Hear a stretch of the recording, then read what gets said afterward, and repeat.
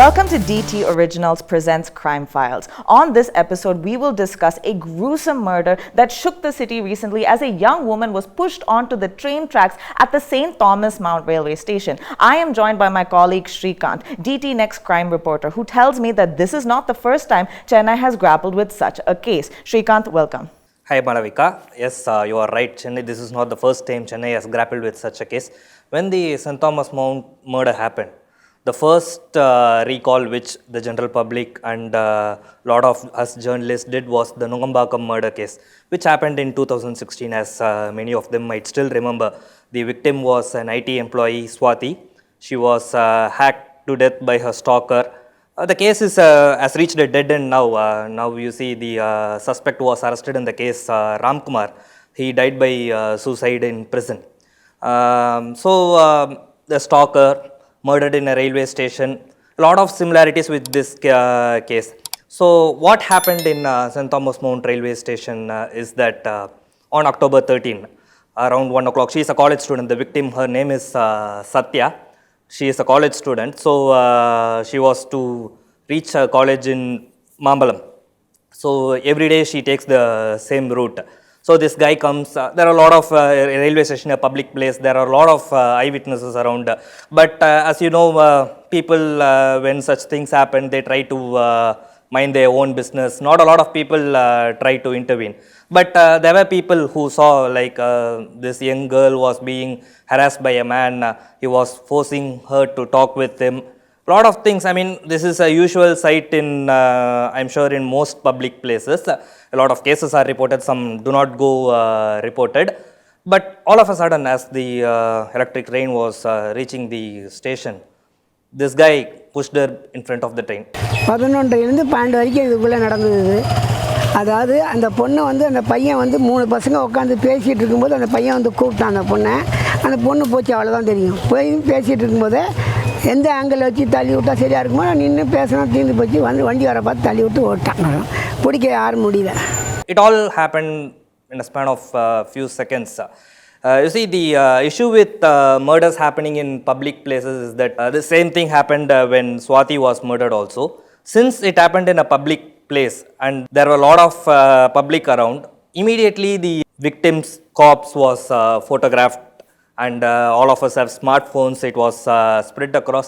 It affects the psyche of the public, if I may say that. So same thing happened with the victim Satya in this case. Even before, her dead body, the images of her dead body lying on the tracks were on, I would say that on social media, on social media, on everybody's phones, people were, it was getting shared right, left and center in WhatsApp group. Same happened with Swati. So within minutes of the murder, I can say that this murder has got the public attention. In the meantime, the attacker who pushed her into the train, he managed to escape. Tell me about this perpetrator and how someone managed to escape from this scene in broad daylight. Yes, Malavika, it emerged that the perpetrator's name is Satish. He was known to the victim. In fact, they live in the same neighborhood. Before adding more about the perpetrator Satish, I would just add my point about your second question regarding it happened in a broad daylight and how he managed to escape. This is something, this question pops up a lot of times when a crime happens in a public place. People see videos and they ask someone could have stopped them. Something which I had during my reporting also. But after speaking with a lot of experts in both sides, in the policing and psychological experts, they say that there is something called the fight or flight response. So not a lot of us expect something dastardly to happen in front of our eyes. So when something like this happens, the first response is to find somewhere to hide or probably flee that place. That is exactly what happened in St. Thomas Mount railway station also. Something which happened in Arumbakkam railway station also, and something which happens in a lot of other crimes also, if I may say that.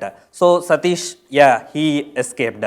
So the thing is, both of them knew each other. In fact, they stay a few hundred meters from St. Thomas Mount railway station. Both of them come from police families. Satish's father is a retired sub-inspector. they stay, after his retirement, they moved out of the police quarters and they stay somewhere close to the police quarters. Satya's mother is still serving as a head constable in St. Thomas Mount Police Station, and so they stay in this same quarters. Not only Satya's mother, a lot of like 4 or 5 members of the family are in the police force. Like 2 police families involved, it added a lot of intrigue to the case, if I may say so. So I heard that 2 police complaints were made about Satish prior to this incident. Did these relationships, personal relationships with police come up during that time? I would say no, because yeah, complaints were made, those are true.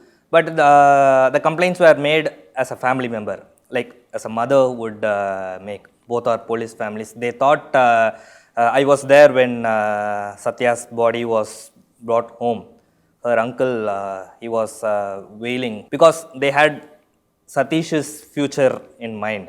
They didn't want, if a police complaint happens and if he gets arrested, they thought that a warning would do. That's what he was crying. I thought that probably a warning. They gave a complaint, yeah, they gave a complaint. A case was registered, but Satya's family itself wanted it to be a warning at that time. They didn't expect that something like this will happen. Nobody expects something like this will happen. And speaking of shock, the family did not only have to deal with the death of a young woman. A few hours later, Satya's father, Manikam, he's a cab driver, he also died. So the family didn't just lose 1 member because of this, they lost 2. And there was some lack of clarity at first in terms of how her father had lost his life. It was initially reported as a heart attack, but it was only later on that we found out the toll that Satya's death took on the family when we heard that her father had died of suicide.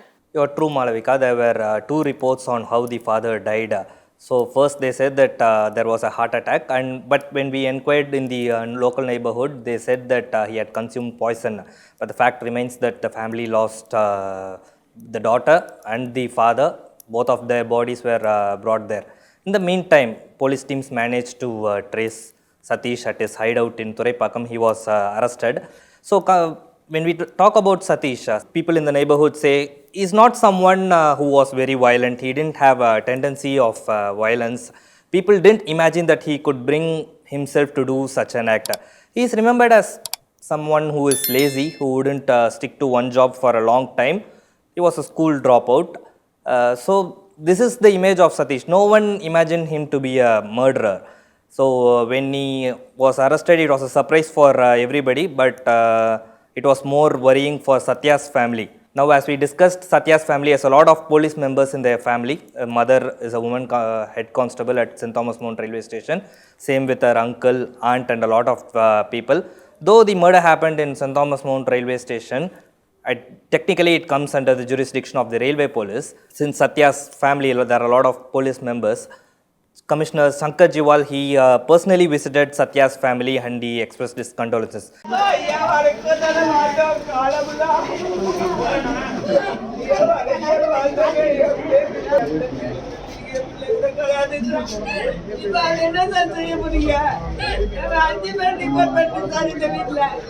எல்லாரும் போலீஸ்காரன் கொடுப்போம் 3 பிள்ளைகள் police போயிட்டு ஐயா உங்களை நேரம் இருந்தா கூட பார்க்க முடியாது. நீங்க வந்துருக்கீங்க என் பிள்ளைய கொடுத்துருங்களா, நீங்க கமிஷனர் ஆச்சனைக்கு என்ன வேலை செய்யலாமே என் பிள்ளைய கொடுக்குறேன். Now, what happened at Satya's home between Commissioner and Satya's mother is a very human moment which we do not see often in police forces. Now, police, as we know, they have their everyday work involves dealing with crimes, criminals, dead bodies. These are not new to them. But when it happens to their own family, when it hits home, it hits them hard.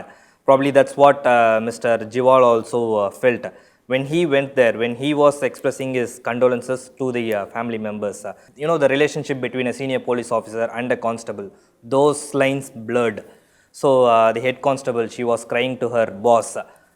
She was saying to him that you are the commissioner. Even if we come there to the commissioner's office, it is not possible to meet you.